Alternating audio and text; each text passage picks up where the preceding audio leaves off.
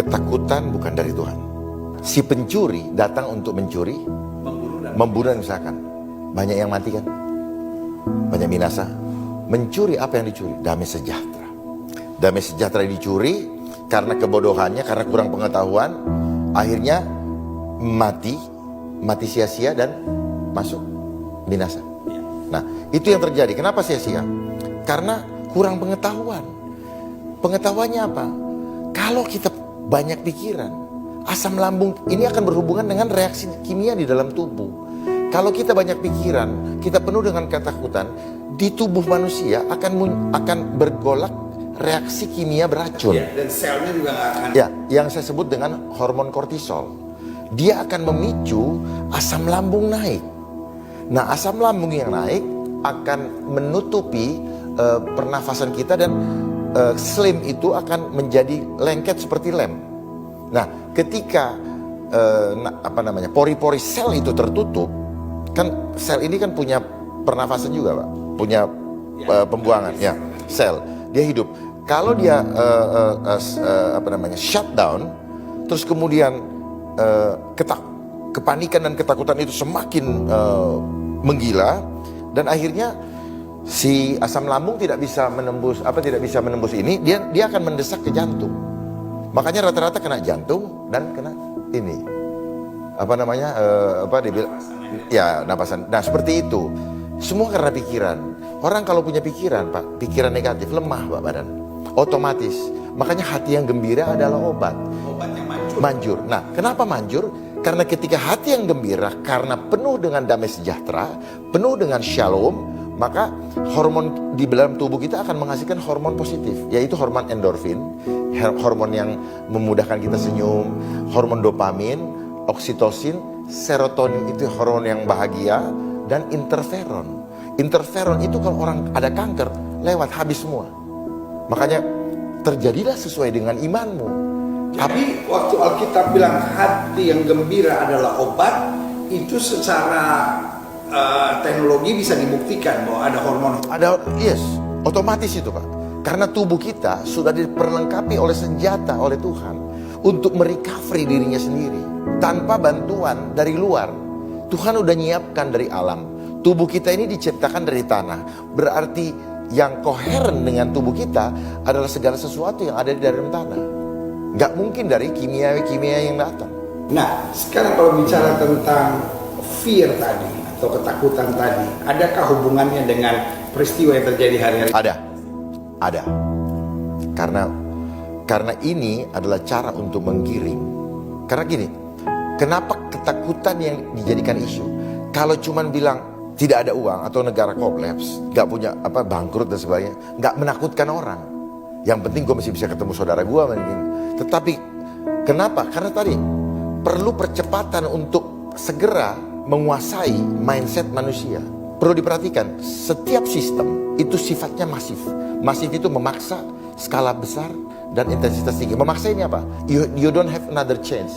Kita tidak punya another option. You have to follow the system. Nah, ini adalah cara iblis di dalam menjaring kita. Kalau Tuhan memberikan free will, kalau dia nggak bisa memberikan free will, nah kita mau digiring, mau orang taat, mau enggak, ikut semua. Itu kan ada dalam firman Tuhan, bahwa orang taat apa enggak mau dibawa semua, dimasukin ke dalam sistem yang nanti pada akhirnya Tuhan temukan kita sudah masuk dalam registernya dia. Padahal taat. Makanya jangan kita ikutin protokol manusia, ikutin protokolnya Tuhan. Dan keselamatan hanya ada di dalam aku. Tetapi yang ketika kita hanya mengikuti protokol manusia, Pak, tidak ada jaminan keselamatan. Itu yang membuat sampai sekarang orang selalu khawatir hidupnya. Banyak orang melakukan sesuatu dengan lata, karena dia make, gua make. Padahal walaupun dia sembunyi di lemari besi, kalau ketakutannya masih ada, nggak ada gunanya.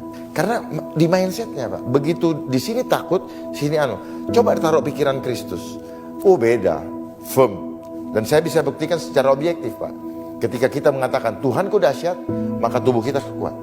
Ketika saya memikirkan kekhawatiran, tubuh kita lemah. Saya bisa buktikan. Bagaimana buktinya? Buktikan. Saya izin, Pak, ini namanya muscle test. Kenceng ya, tahan ya. Nah, kayak gini. Tuhanku dahsyat. Tuhanku dahsyat. Tuhanku dahsyat. Iya, selesai.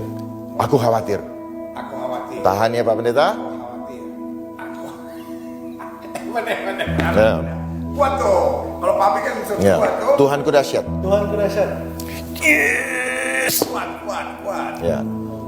Aku khawatir. Aku khawatir. Kuat. Jadi ini yang saya bilang, sel itu cerdas Pak. Ulang.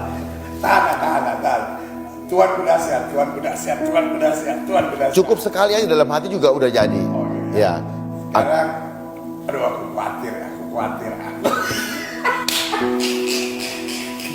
Coba Papa bilang gini, COVID. COVID. Covid. Aku sehat. Aku sehat. Itulah sel Pak. Sel. Jadi terbukti ini. Jadi inilah gelombang. Bab apa yang Betul. Kalau lihat gini Alkitab mengagumkan ya. Mengagumkan. Alkitab bilang apa yang kutakutkan Itu yang terjadi. Menimpa. Ya, kan? ya. Tetapi sesuai dengan imanku jadi padaku. Gitu. Ada pertanyaan nggak Pak? Itu seru tuh tadi yang selalu begini. Jadi gini Pak, ya, Bevan. Nah, Kalau Papa kan lebih Alkitabiah kan, Papa kan S1 teologi. Kalau saya cuma mau nanya straight to the point Bang. COVID-19 tuh ada nggak sih Bang sebenarnya? sebagai anak Tuhan, saya percaya penyertaan Tuhan sempurna. Ini hanya seperti iklan, ya. Bagi saya, ini pendapat pribadi. Karena nanti ada yang tidak suka, tapi pendapat pribadi saya. Kenapa saya imani dalam nama Tuhan Yesus bahwa ini adalah permainan pikiran, fear engineering. Ketika kita ditakut-takutin dan kita takut, kita kena. Gitu. Sebenarnya apa? Apa saja kalau dipropagandakan, kayak misalnya jualan, misalnya Evans gitu. Wah, terus semua media mendukung, semua di sini mendukung, semua gitu. Jadi barang itu.